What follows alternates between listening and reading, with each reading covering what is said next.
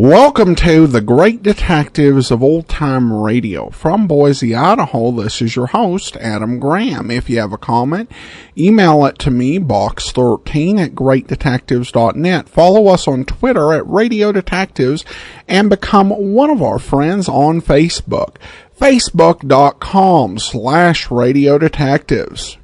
Our listener support campaign continues. You can become one of our Patreon supporters for as little as $2 per month at patreon.greatdetectives.net. But today our focus is on one-time donations.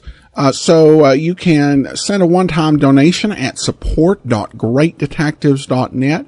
And I want to thank Robert so much for sending along his support to the show. Thanks so much for your support. You can also use the Zelle app and send to box13@greatdetectives.net. And by mail to Adam Graham, P.O. Box 15913, Boise, Idaho 83715. And if you send along a donation of $20 or more, I'll happily send you an ebook of your choice from those listed at support.greatdetectives.net, which I wrote. If you send along a donation of $25 or more, I've actually added something new I'm offering this year, which is Dragnet ebooks. Several Dragnet books written in the 1950s have actually started to be reprinted through Kindle. So if you send along a donation of $25 or more, I'll happily send you your choice of 3 different Kindle books. There are 2 novels which are pretty good. I love The Case of the Courteous Killer and The Case of the Crime King. And then there's Jack Webb's true crime book, The Badge, containing stories that were too hot to air on Dragnet. And I'll send you any one of those 3 ebooks through Kindle for your donation of $25 or more. At the $100 level, I will send you your choice of any of the 1960s Dragnet seasons. Season 2 is my favorite, but pick whichever one you would like. Or the 1954 Dragnet movie. We'll send you a DVD of that for a donation of $100 or more. A full list of available items is over at support.greatdetectives.net. Also over at greatdetectives.net, check out my review of The Red Panda Adventures, Season 5. All right, well, now it's time for today's episode of Dragnet. The original air date, October the 19th, 1954. And be sure to listen after today's episode as we have our final discussion of the 5-year plan for the series. But here now is the Big Mannequin.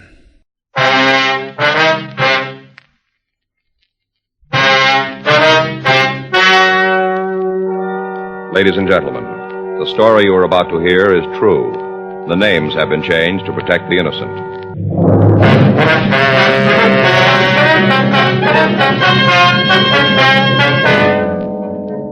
You're a detective sergeant. You're assigned a missing persons detail. You get a call that a man has failed to return to his home. There's reason to suspect foul play. Your job? Investigate.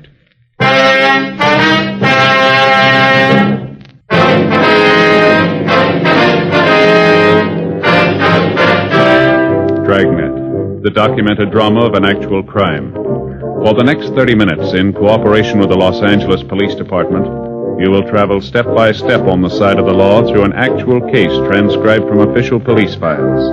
From beginning to end, from crime to punishment, Dragnet is the story of your police force in action.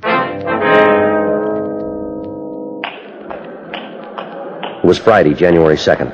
It was overcast in Los Angeles. We were working the night watch out of Homicide Division, missing persons detail. My partner's Frank Smith. The boss is Captain Lorman. My name's Friday. I was on my way back from communications, and it was 8:12 a.m. when I got to room 24. Squad room. Well, it's hard to believe, isn't it? January 2nd. Another year gone by. Yeah. You see this evening's sports page? No, I didn't. Why? Still talking about that Rose Bowl game. Oh, that's all? You know, Joe, looks to me like that last play of the game's going to end up like the Dempsey-Tunney thing. The what? The Dempsey-Tunney fight. Oh, no, I don't think it will. Oh, yeah. Big controversy over that last play. Well, since when? All the sports writers agree. Well, that's where you're wrong, Joe. How do you figure that? I read them all. Examiner, Times, Herald, News, The Mirror. They all agree the officials called it right.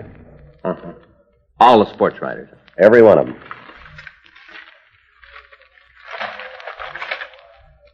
Apparently you haven't seen this.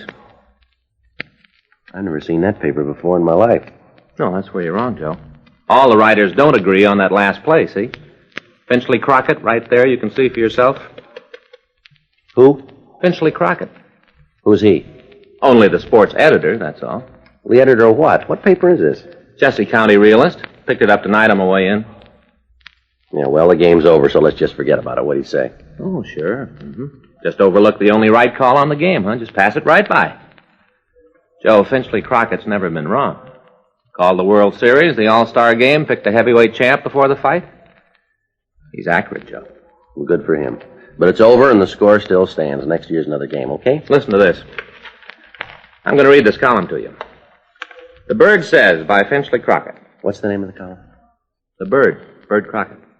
Who? Well, I forgot to tell you. When Crockett played for the Trojans, his nickname was the Bird. I don't remember anybody by that name playing for USC.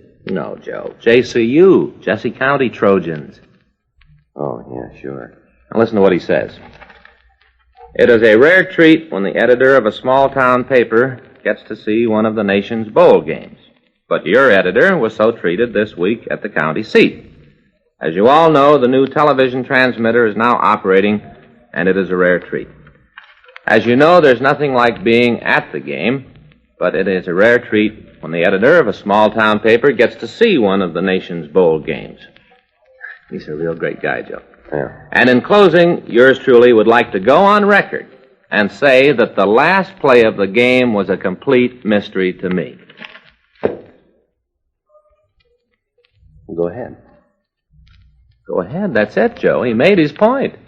That's all there is to the entire column? Well, that's it. It proves that all the sports writers didn't agree on the last play of the game. I get it. Missing persons Friday. Yes, ma'am. That's right. All right, we'll be right out. No, ma'am. Right away. Bye. What do you got? Missing husband. Yeah. Wife says he and another man went out this afternoon. He's over 3 hours late getting home. It's kind of early to start worrying, huh? No, not the way she puts it. What do you mean? Well, the fellow with him. Yeah. Her husband was going to have him put in jail.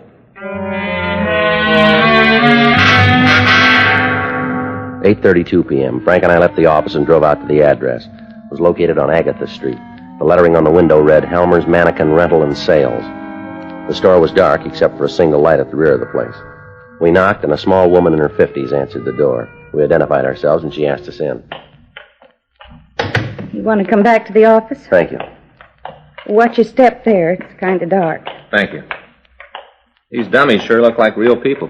Yes, we specialize in lifelike models. Mm-hmm. I've been working on the books, trying to keep my mind off of what's happened. Uh-huh. You want to sit down? That's all right, Miss Helmer. You go ahead. You want to tell us what this is all about now? Jason's gone. That's your husband's name, Jason Helmer? That's right. How old is he? He's 53. He had a birthday last October. Mm-hmm. Why do you think something's happened to him?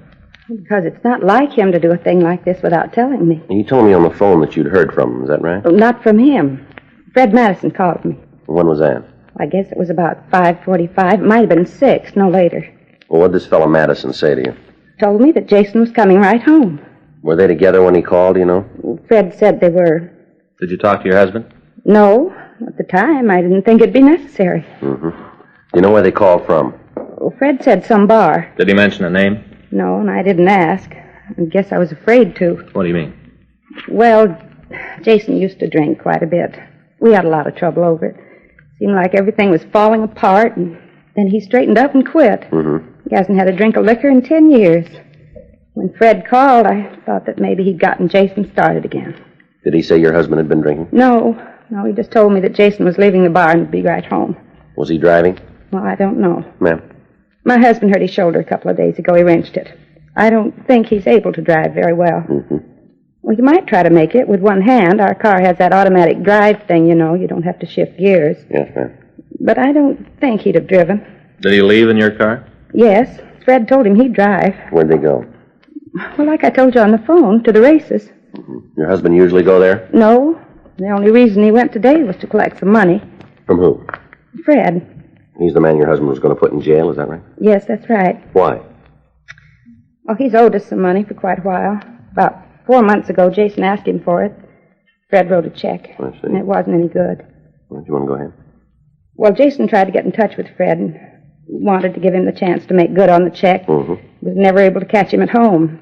Talked to him on the phone, but Fred was never there when my husband went over to see him. Yeah. Jason told him to have the money this morning or the bad check would be turned over to the police. Uh-huh. Fred showed up here this morning. We thought he'd come to pay the money, but he told us he didn't have it. And Jason said there wasn't any reason to spend more time on it, said they might as well go to the police. Mm-hmm.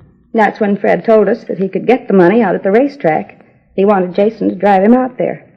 Is that what happened? Yeah. But first Jason didn't want to, you know, with his sore shoulder. Yes, ma'am. He told Fred to take a bus. Fred said he didn't have any money and begged my husband to drive him, told him how he'd pay the money he owed and have enough to get home. Yeah. Well, they left here about 11. Did this Fred Madison say who he was going to get the money from? No, just that it was some friend. Can you give us a description of your husband's car? Yes, I've got the license number, too, if you want it. How about a description of both men? Well, I can give you that. All right, Miss Allen. Sergeant, Yes, ma'am. you've been through this kind of thing before. You ought to know. What's that? About Jason. Do you think he's all right? Well, I wouldn't know, Miss Elmer. We'll try to find out. We've been so close the last 10 years, ever since he stopped drinking. I guess that's what I'm afraid of more than anything else. Him starting up again. Yes, ma'am, I can understand. Do you think he might have started up again? Well, I wouldn't know that either, but I'd say things might be in your favor. Well, how's that? Well, 10 years is a long time. Yeah? Good habits are hard to break, too.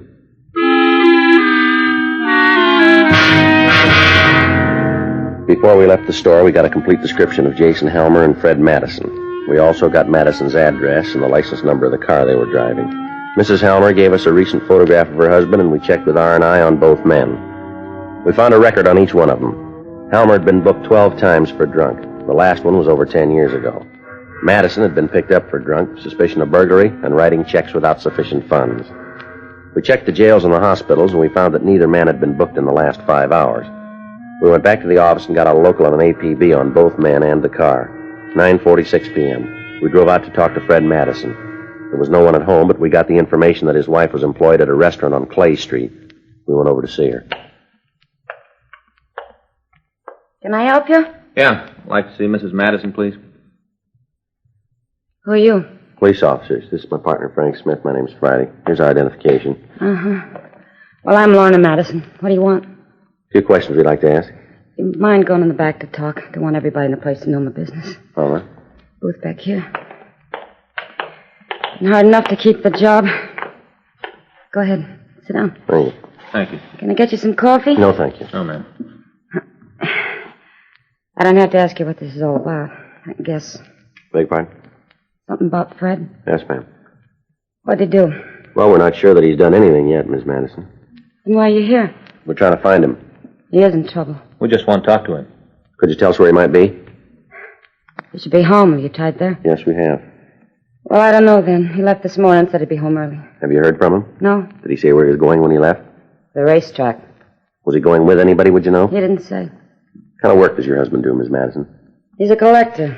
What's that? He collects corks and bottles. Ma'am? I'm trying to tell you he doesn't work. He just drinks. Mm-hmm.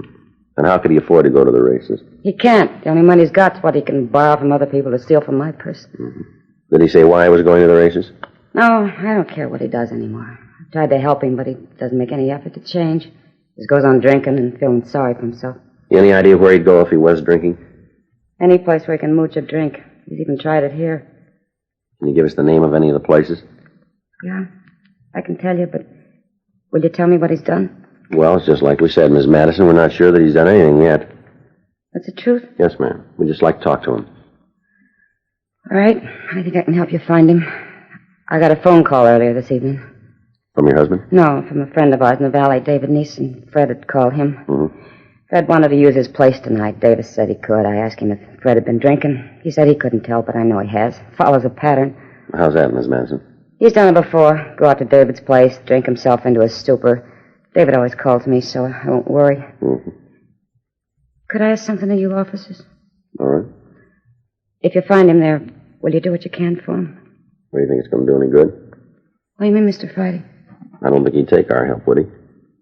Why? He didn't want yours.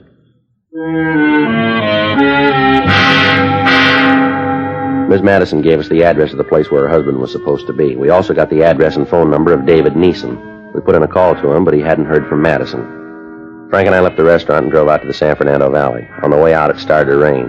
3113 Nordhoff Street was a small redwood house. We parked the car and walked up onto the porch. Frank tried the door. Better try it again. Yeah. Yeah, who's there? Madison, open the door.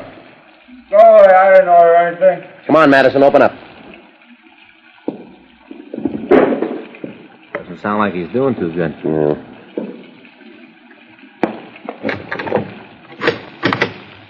What do you want? Let's talk inside. Well, sure. Wouldn't keep anybody out on a night like this. Come on in. Police officers. Yeah. Well, let's go over by the fire, huh? It's cold out here in the middle of the room. You Fred Madison? Well, that's what you call me when you pounded on the door. That's right. You friends of Dave's? We've talked to him. He's a nice fellow, old Dave. This is his house, you know. Yeah, we know. Nice place. Roof's tight. Good bar. He's a great friend, old Dave. Mm-hmm. Come on, get out. Yeah. How you fellas like a drink, huh? You know, something keep the chill out? No, we don't want one. We think you've had enough, too. Well, how about you, mister? No, thanks. Okay. But don't say I didn't try Put to... the glass down, Madison. You're going to have enough trouble answering our questions as it is. Well, that's just where you're wrong. Is that right? Yeah. One thing everybody says about old Fred, he can handle his booze. You've never seen old Fred swinging. Put that glass down. Okay. Like to cooperate. Mind if I sit down? Here, I'll help you. Sit right here. All right. Old Dave ought to get some cushions for these benches. Yeah, you want to start talking now? Whenever you're ready. What'd you do today? All day? That's right. Nothing. Absolutely nothing. Where'd you go? Took a little ride out to the track. Races? Yeah, took a little ride. Did you go by yourself? I said, did you go to the races by yourself? Well, as a matter of fact, I didn't. Who'd you go with? Friend of mine. What's his name? Well, you don't know him. Give us his name. Jason Homer. Tell us what happened. Well, nothing. We drove out there and saw the horses. Did you make any bets? No. Then why'd you go? I like horses. You know that's not the reason. Now, come on. Okay, I went out to collect some money. From who? Why are you asking all these questions? Did you get the money? Yeah. What'd you do with it? I don't think that's any of your business. You do anything wrong with it? No. Well, then you don't mind telling us, do you? Pay the bill. To who? Jason. How much you owe him? $100. Listen, I don't like all these questions. The way you guys came in here, I don't like it at all. I don't think I'm going to answer anything more for you. I think you are. Now, where'd you go after you left the track? Come on, Madison. Told you, drove out to the valley. Almer go with you? Yes, he did. Who drove? Me. Jason has a sore shoulder. All right. We stopped at a bar, had a couple of drinks. Homer was feeling pretty good that he got paid. How about Halmer? Did he have anything to drink? Who? Halmer. Yeah, a couple. What was the name of the bar? What? The bar. What's the name of it? Well, I don't know. You stopped at a place and you don't know the name of it? That's the way it is. It doesn't matter what name's on the outside anyway, just what's on the bottles. That's what's important. All right. What happened then? Jason said he had to go home. He wanted me to call his wife and tell her he was on the way. Did you? Yeah? What time was that? Oh, I guess about 5:30, someplace in there. Yeah. Oh, we sat around and had a couple more and then he left. You stayed on after Halmer left, huh? Yeah. Who paid for the drinks? Well, who do you think? Me. How much money did you collect out at the track? $100.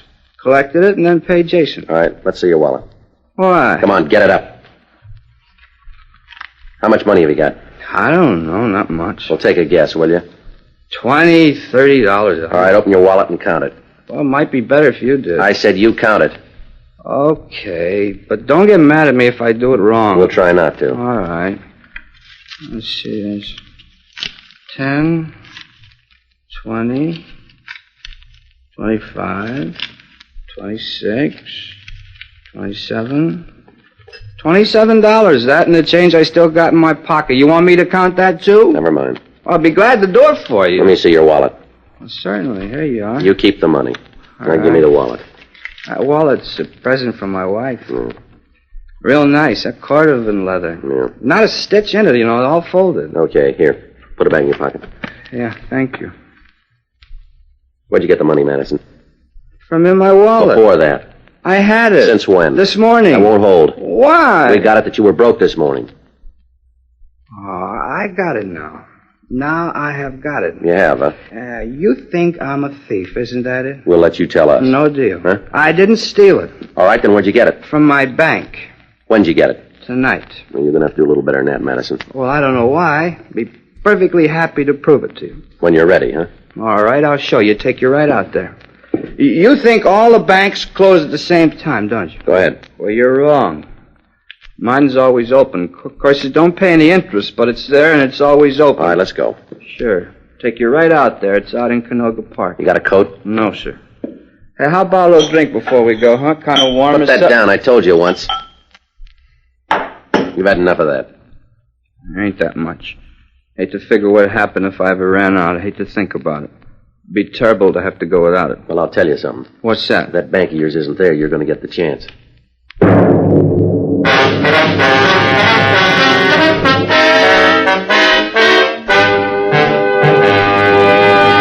You are listening to Dragnet, the authentic story of your police force in action.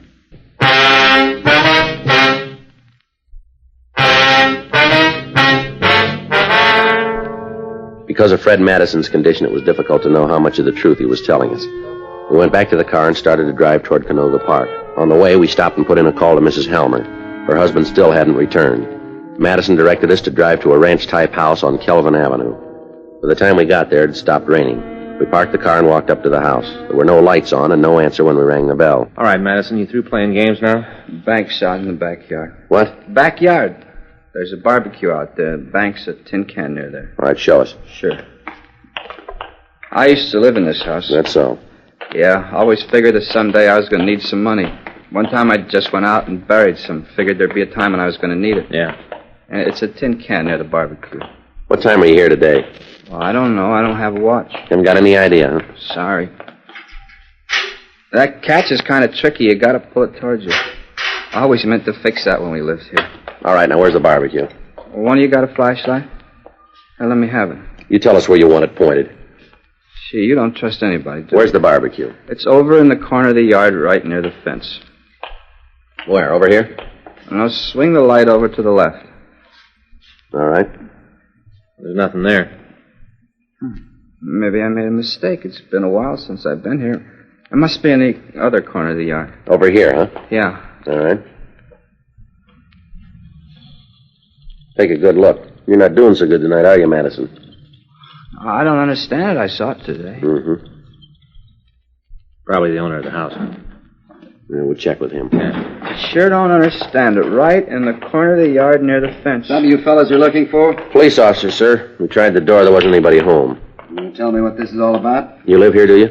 That's right. What are you looking for? You know anything about a barbecue pit in the backyard here? Yeah, why? You want to tell us where it is? I tore it down 3 months ago.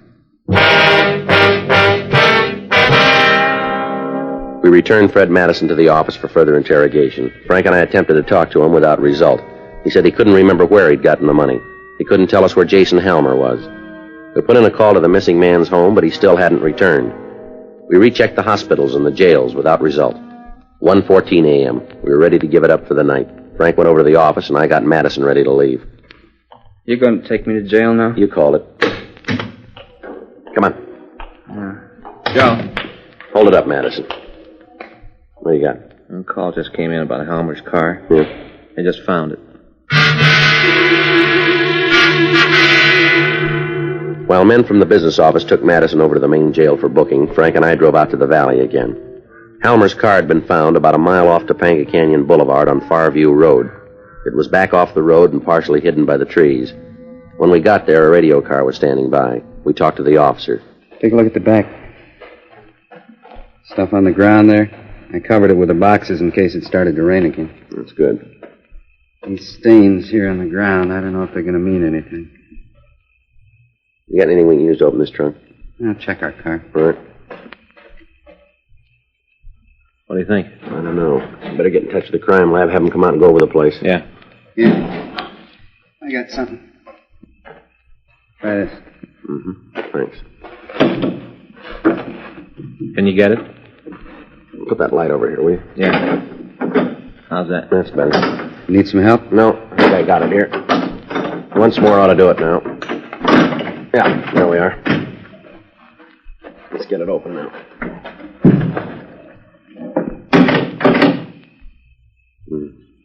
Thought maybe we'd be wrong. Yeah. It's Halmer. We put in a call to the crime lab, and they came out and made an investigation of the scene. From what we could tell, Halmer had been killed by some sort of blunt instrument. His empty wallet was in the trunk beside the body. 6:48 a.m. We had Fred Madison brought from his cell. I feel lousy. My head feels like it don't belong to me. Why don't you tell us the truth? You haven't told me what this is about. There's no reason why I should answer your questions if I don't know what you're trying to get at. We told you, we want the truth. All these questions over and over, the same things. You can make it easy on yourself. Well, how? Come up with the right answers. But I've told you. Yeah, like the bar you went to called the I Don't Know, huh? I'd tell you the name if I knew. I've been drinking pretty good. I'll get it. Right. Yeah. From the crime lab, Field. Right. Here, Joe. Mm-hmm. Madison? Yeah? This is about your bank. What do you mean? This explains where you got the money. What? When you took the currency from Halmer's wallet, you left 3 perfect prints on one of the celluloid envelopes. You mean something has happened to him? You tell us. Come on, you can drop the bluff. These prints are enough to indict you. You want to tell us? He was going to send me to jail. I didn't get the money at the track. I tried to get him to give me some more time. Yeah. I was so righteous about it, said I had enough time. He was going to go to the police. Mm-hmm. I pleaded with him, but he wouldn't listen. It happened real quick. Maybe if I hadn't been drinking, it might not have been this way. I don't know. Yeah. I started to think about the big trouble was in. I figured it was all on account of money. Is that right? There really was a guy at the track, you know. He was going to lend me the money to pay Homer. Mm-hmm. If he'd have loaned me the money, it would have solved everything. What was another way? What do you mean? That money you owed Halmer? Yeah. You could have worked for it.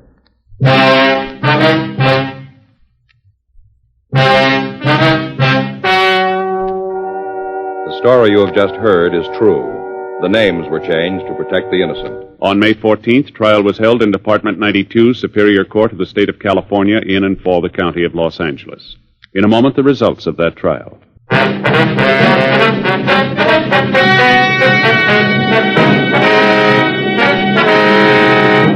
Frederick Carson Madison was tried and convicted of murder in the first degree and received sentence as prescribed by law. On recommendation of the jury, he was sentenced to life imprisonment in the state penitentiary, San Quentin, California.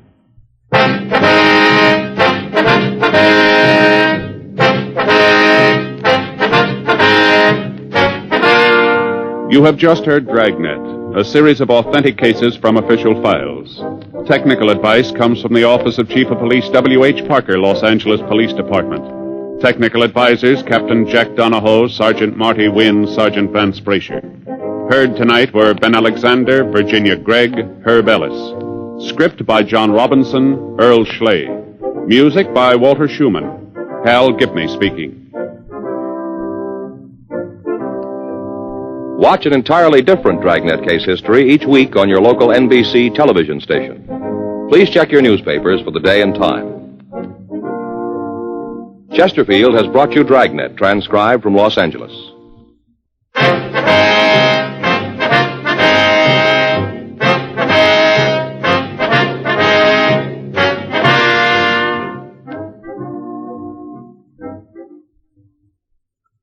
Lux Radio Theater presents David and Bathsheba tonight on the NBC Radio Network.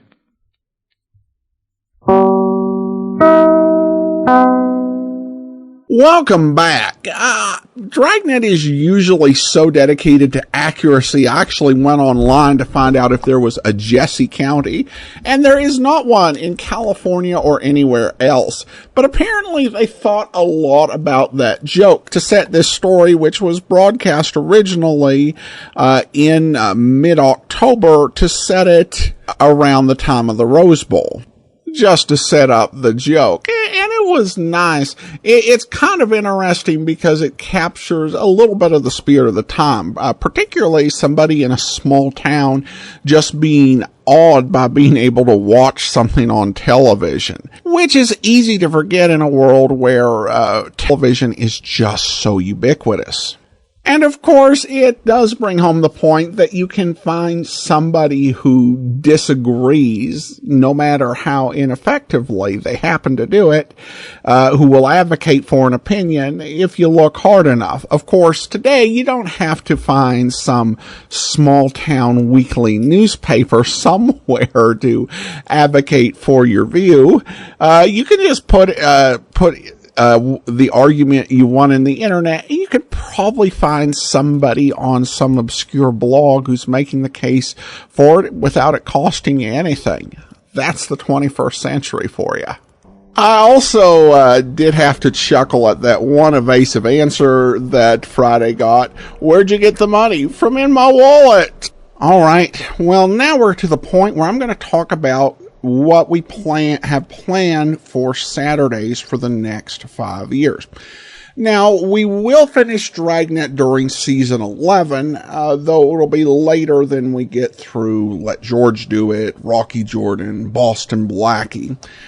So in season 11, we will be doing Treasury Agent. There's only one episode of this series, but it was pretty good quality from Philip H. Lords. T-Man, and then Indictment, and then we will get into Under Arrest. Those first 3 series, all very brief. In season 12, we'll be bringing you The Silent Men, starring Douglas Fairbanks Jr., and then Tales of the Texas Rangers. And we will play all the way through Tales of the Texas Rangers. And then in season 14, we'll start doing Dragnet again. Now, as I mentioned on Thursday, in season 15, we'll finish up Mr. and Mrs. North, and then Dragnet will move to Thursdays, so that we will have another podcast series on Saturday. I have no idea what that's going to be. That's nearly 5 years down the road. But that's our plan. So that concludes it. There are a few series that are kind of on a to be announced status. Really small series with just a few episodes, and I will plug them in here or there as we get the chance. So some exciting things ahead the next 5 years, and hope you'll be with us as we do that. I do want to go ahead and thank our Patreon supporter of the day. Thank you so much to Tim.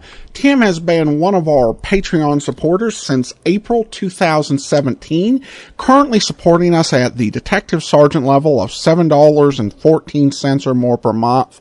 So many helpful and interesting comments over the year as well. Thank you so much for your support, Tim. And that will actually do it. I do want to encourage you, if you've not already, to support the program. You can support the show on a one-time basis, support.greatdetectives.net. And if you send in a donation of $50 or $100, we'll be happy to go ahead and send you a gift certificate to radioarchives.com. So many great old-time radio and pulp fiction products available. Just go to support.greatdetectives.net. Join us back here tomorrow for another listener support special. Then on Monday, our Listener's Choice Countdown continues with the series that is tied for number 6 in our standard division. And we'll be back next Saturday, another episode of Dragnet. In the meantime, send your comments to box13@greatdetectives.net. Follow us on Twitter at Radio Detectives and become one of our friends on Facebook. Facebook.com/Radio Detectives. From Boise, Idaho, this is your host, Adam Graham, signing off.